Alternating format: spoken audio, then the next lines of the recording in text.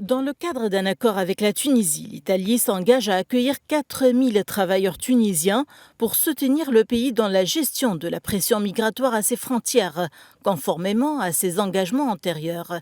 L'accord scellé lors de la visite du ministre italien des Affaires étrangères Antonio Tajani à Tunis prévoit la création de voies de migration régulières destinées aux travailleurs tunisiens souhaitant se rendre en Italie. Tunisie a una forte preoccupazione per I flussi migratori. L'Italie et la Tunisie partagent la même vision sur la lutte contre la migration irrégulière. Les deux pays demeurent préoccupés par la recrudescence des flux migratoires irréguliers et des réseaux de traite des personnes. Il faut dire que cet accord entre les deux pays prévoit un cadre juridique pour les flux migratoires.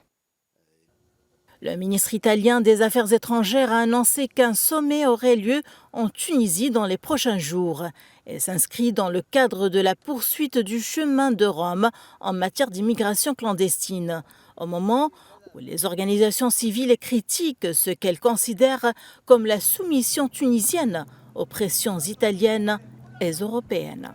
C'est évident aujourd'hui que la Tunisie a renversé l'équation en sa faveur et a transformé ce dossier d'une pression exercée sur le gouvernement de Ahmed El-Hachani en une pression exercée sur les Européens, notamment avec une augmentation grave du nombre d'immigrés face à une dégradation grave aussi des conditions sociales et économiques en Europe.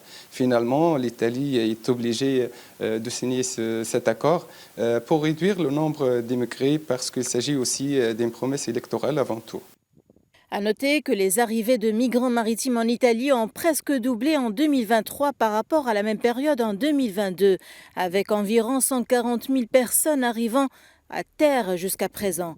Quelques 91% venaient de Tunisie, ce qui a incité Rome à déployer des efforts pour aider les autorités tunisiennes à endiguer le flux.